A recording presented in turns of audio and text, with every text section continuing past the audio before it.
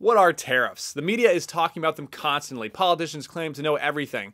Well, this is my interview with Ron Halliburton, a self-made millionaire, inventor, entrepreneur, and someone who does business all around the world and actually deals with tariffs on a daily basis. Check it out.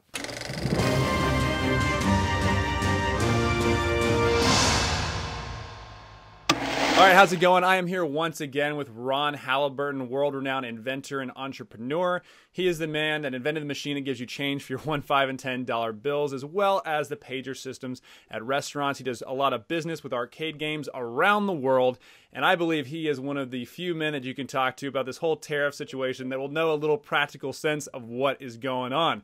So, Ron, how's it going, man? It's going good. You've been working in the field of really kind of inventing and hiring engineers to build products and stuff since you were 19, correct? It was like when you started hiring people on as engineers to do this kind of stuff?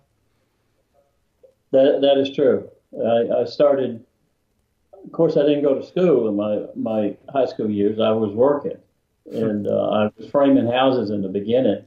Wait, you mean you had to work? I thought it was always a socialist country. Oh, yeah. Well, your parents have to be socialist too. Yeah, for that to happen. But yes, it was a great experience because it's you see the real work, kind of the way Trump did it. You're starting from the ground up, and it's a whole lot involved in doing something like that. But I at that time when I was swinging the hammer out there sweating in the sun, or freezing during the winter up there in Tennessee, I always wanted to get down to the engineering and development of new product. That was my goal before I was 19, and then started the company at 19. Awesome. Yeah, I think that's what you're touching on is something that I think most Americans, especially millennials and young Americans, have no idea of, which is an honest day's work and actually having a real job. But what's something they also might not know about is tariffs, which is something that's been talked about constantly in the news. And this is mainly because obviously Trump imposed it, so you had to have the media screaming bloody murder 24/7. But for people that don't know what a tariff is, what is a tariff? Oh, tariff is just a fancy name for a tax. And they don't add, nobody likes to hear the word tax, so they change it. They left the T there, which is unusual for government, but they have cuter names like value added, that sort of stuff. And that's basically what the rest of the world does to us. And then they use environmental certification, all kinds of ways to block products going into their country. And some of them are just in your face, like Brazil is 100% tariff, tax, whatever name they want to call it. For some of our products, like our particular product is games, there's 100% tariff on it. 100%. So the price of the product just to be there doubles. Is that right? Right.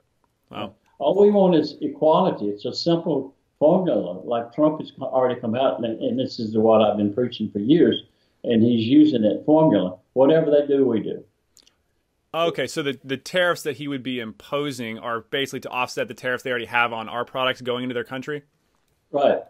So it's equal. So by it being equal and they're not getting away with any theft, they will come to the table and do it properly, because they'll lose all the business. So in the free market, it works when there's competition. Like you gotta make sure that everyone's on a level playing field, so the best products can rise up, and the people that are the best entrepreneurs, whether you're in a random area of Florida or Tennessee, like you said, like your product can get out there and compete with everyone else. I think that was something that was so interesting, because you're right. People that are Republican, if they hear tax, you're like, okay, stop. Let's not do this. That's usually a lefty way of thinking. But with Trump's thing, since he's being, obviously he's running Republican, that it's just a tax to basically offset what other countries are already doing to us to level that playing field. Well, Trump is so educated to the world because he does business in all these foreign countries with large amounts of money. So he knows the barriers put up for taking it into the country, and he also knows what happens when you try to bring it back. We don't charge basically a tariff on anything in America. And but if you go to Europe, for example, they call it a VAT tax, the VAT, and it's 18.5%. If we send a game over there, which European is no longer manufacturing games within their country. They've run all those manufacturers away. So it's been a wonderful run for us because we have no competition other than the American game designs. So, and this has been going on for 20 years now. But they have what they call the value-added tax, and it's cash up front off from the docks. They have to come over there and write a check to pick that equipment up at the docks, and it's 18.5%. So it already it takes what it does. It penalizes the English people as well as the American people. And nobody wins with that one. So they're paying a higher price for all of our products just because of what their country is basically taking away. Now, in going into China, you can't ship a completed amusement game into China. They have rules and regulations that you can't ship a completed in the box ready to turn on into China. The Chinese are great. They're tenacity, love the group, love them as people, fun to be around, and I can't blame them. I blame the American government for years of allowing this to happen. They do not care about our manufacturing. They do not care about our R&D. They do not care about our intellectual property. They're only starting to care about it now when Trump brings it to the forefront. But going back for 10, 15, 20, or let's say 5 or 6 decades, in my lifetime, none of them have ever cared. None of them. So the reason that they don't allow a finished product to be shipped in is why? Does it just cost us more money to send it over in parts so it can be assembled in China, or how does that work? The government loves their country, loves their business owners. Let's use China. No. They will protect the manufacturers and designers of games in China. So they don't want them to have the competition. So it's a one-way street. They can only ship over here. So they're doing that so they can use their manufacturers to actually put the games together themselves and basically sell them off? Right. So we're allowed to send over kits and things of that nature, which kind of skirts around the law, but it's not a worthwhile volume. But when you have a country leadership that loves their people and loves the manufacturers, not hate them, that's what happens. They try to protect them. But we don't get that same over here. The basic laws for international trade, when you start talking about tariff, is no country is supposed to subsidize a product in any way. That makes it a level playing field. And what the Europeans do is just about as bad as China, is that they use the environmental certifications and stuff of that nature. And in the past, they've used one going back about 20 years called RoHS, which was a certification to ship into Europe. And that's where you cannot use anything with lead in it. So we've never verified if they use products with lead in it or not, but they stopped us. They slowed us down. They'll do anything to stop our products from going in head-to-head with them. In places like China, would they have to follow RoHS, or can they use lead to make all their products as efficient as they can possibly be? The cheating on that process, they'll put the label on. The cheating on the process is highly, highly suspect. Gotcha. So even that phone there that was developed or manufactured in China, which is a wonderful, spectacular piece of electronics. Yeah, it is. It's and it wasn't invented by government bureaucrats. It was... There's no such thing as invented by government. That's very true. Sorry, continue your thought. I just jumped in there.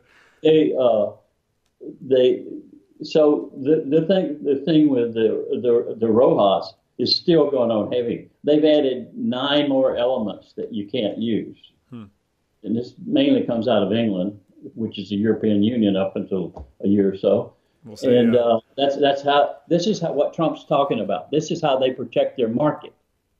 They use certification, like we have UL for our electrical stuff that follows this code. They have their own, and they change things and make it different so that we don't even test for. That way we can't ship our electronic stuff to Europe.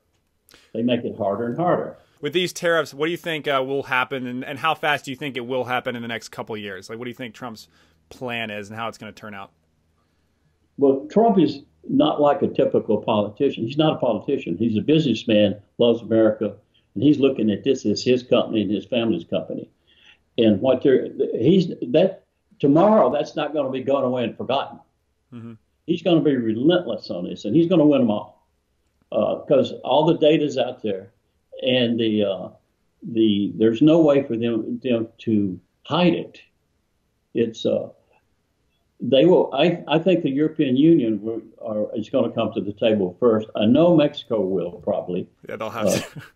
Yeah, Canada's a really great trading partner. They have their own ability to innovate to a certain level, but they're still basically a producer of raw material which they're blessed with, not necessarily just core electronics that advances everyone's life, that kind of stuff, that kind of product. And they do some automobile assembly up there, but it's contract work for the big companies, and they've been building cars up there for years. So it's the trade deficit with Canada is going to get very, very messy.